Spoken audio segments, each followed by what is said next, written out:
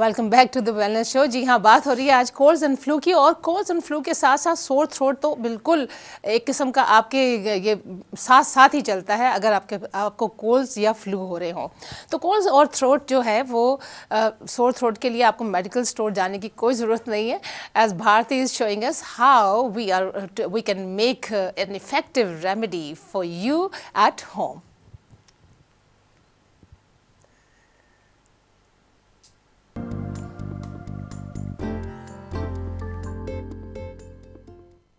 इस रेमेडी को बनाने के लिए आप 1 ग्लास पानी में थोड़ा सा नमक, आधा चमचा नमक का, और इसके साथ आप मिलाएं 1 छोटा सा चम्मच नींबू का, और इसके साथ 1 कैपफुल साइडर विनेगर का।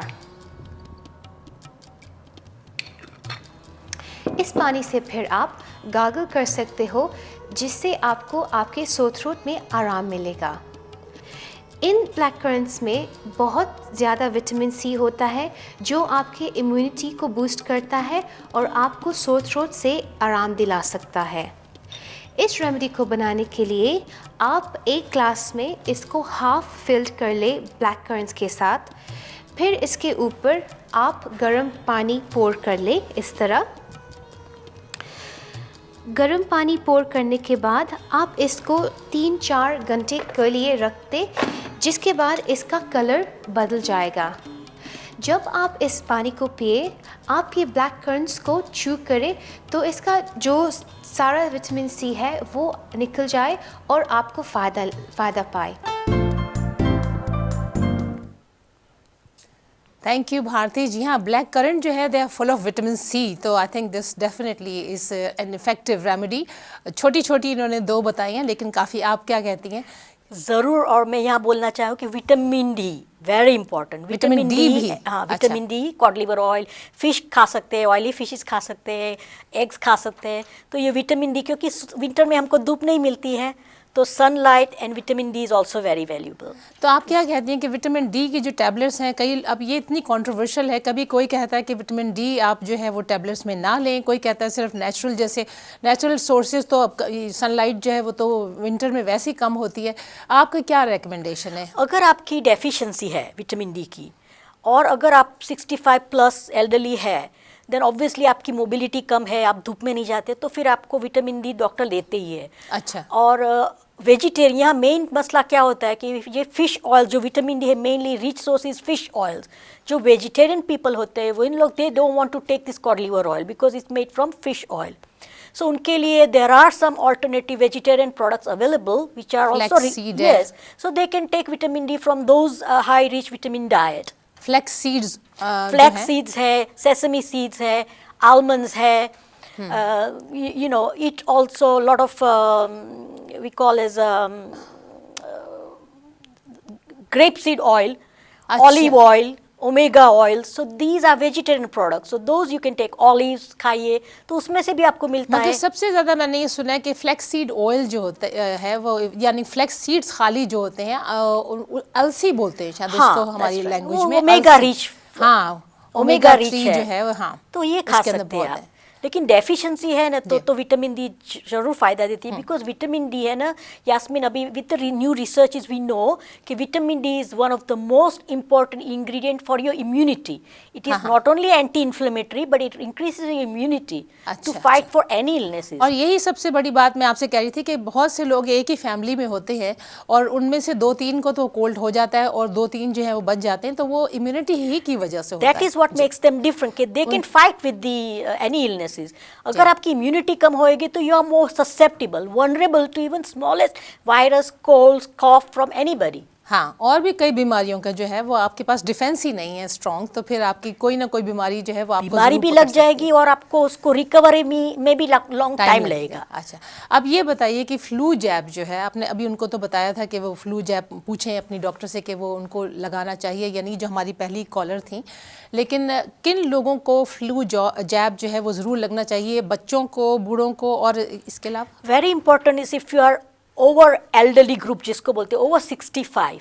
अच्छा, अगर आप नर्सिंग होम में है, रेस्ट होम में है, if you are a primary care of this elderly people, if you are working in a health care professions, if you are in the schools, if you're pregnant. Teachers को भी Teachers, yani, especially if they are in a big institution, if the immunity is low, they are elderly and they themselves have certain chronic illnesses. जो patient को chronic illnesses होती है, for example chronic heart problems है, chronic lung diseases है, severe asthma, bronchitis. What about diabetes? Diabetes भी अगर, yeah, because the immunity is low, and if they have infection, it can get out of control. So these are the vulnerable people, even children, because if they have chronic any illnesses, or they are on steroids, If it keeps coming on, if the flu or colds keep coming on, it means that that child is vulnerable to colds. तो हम लोग, anybody can catch cold about 4 to 6 per year, but as far as you recover, no problem. But if you have a chronic illnesses and if you keep on suffering very frequent illnesses from cough and colds, then yes, you are more susceptible, अच्छा. and you may be beneficial for a flu vaccine. मगर ये flu vaccine किस हद तक काम करती है? I mean is it 100% effective, 50% effective? What do you से? ये बात जानना बहुत ज़रूरी है कि जो ये इन्फ्लुएंजा वायरस है, there are hundreds of types. Not only hundreds of types, they mutate. This virus, they have a very clever intelligence. They change their what we call as a species to survive.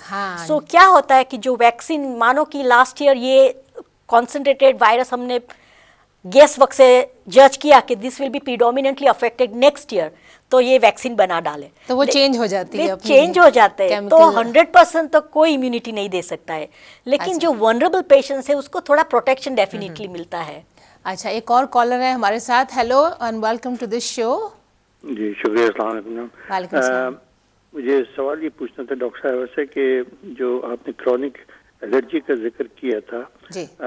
क्या वो लोग जो हैं ज़्यादा susceptible हैं cold और flu से, जिनको क्रॉनिक एलर्जी रहती है, या वो शोबा ही अलग है बिल्कुल कोल्ड और फ्लू से? और दूसरी चीज़ ये कि एलर्जी का जो आप रेफरेंस कर रही हैं उसमें कोई खास डाइट से जिससे कि आपकी ये एलर्जी की प्रॉब्लम जो है ये इम्प्रूव हो सकती है?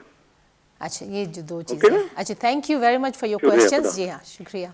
डेफिनेटली एलर्जी के लिए ट्रीटमेंट है. We can desensitize you and diagnose is very important. Allergies जो होते हैं, मैंने आगे बोला, एलर्जीज और वायरसेस अलग सब्जेक्ट्स हैं. एलर्जीज आपको खाने पीने से हो सकते हैं, कुछ टच एनवायरमेंट से होते हैं. हाँ. तो उसके लिए मेडिसिन अलग है, and you can have desensitizing course after we know what you are allergic to. If you are constantly suffering what we call as annual allergies, हर साल आपको पूरा चलता है ये एलर्जीज, एक खास सीजन में जैसे अगर चलता हो, वो इसको बोलते हैं सीजनल एलर्जीज. यू नो, बोलते हैं कि है फीवर या तो सीजनल एलर्जीज. अच्छा. और किसी को फॉर एग्जांपल कैट्स की ही एलर्जीज है, तो that does not make you vulnerable to catch flu virus.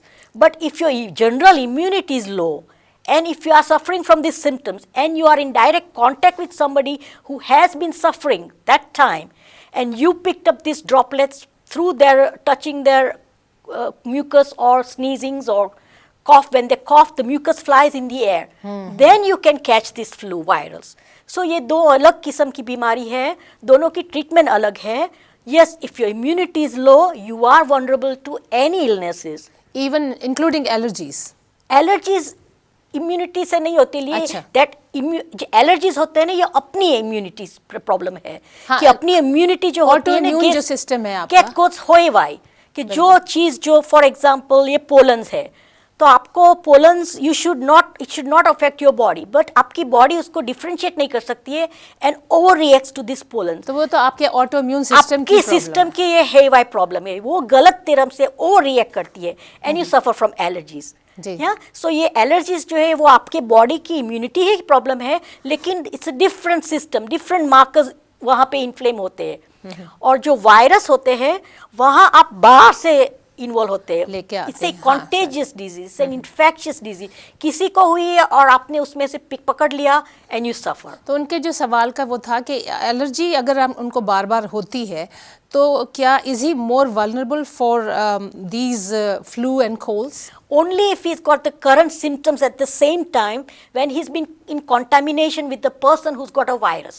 अच्छा. अगर contamination में नहीं आएगा तो he will not catch the flu. But you know, I mean, it's very difficult for you to stay away from that contamination when I mean, it's spread around. But If that's it's why precaution is very endemic. important. Very important is कि make sure you hydrate yourself, you update your immunity, be aware कि if somebody is with cough and cold, you avoid going there, or if you've been there, make sure you come home and you wash your hands, and make sure you have, you know, if you have started with smallest symptoms of illnesses, for example, cough, cold, sore throat, decongestion, paracetamol ये ले सकते हैं आप. And if it is a flu, then don't hesitate. Flu के symptoms में आपको बहुत lethargy लगेगी. You will feel very aches weak. and pains you'll हाँ, suffer तो go and from. see your doctors and they and will high tell you. temperature. हाँ, Yeah, yeah. और people समझते हैं कि एंटीबायोटिक्स लेने से हमारा फ्लू ठीक हो जाएगा.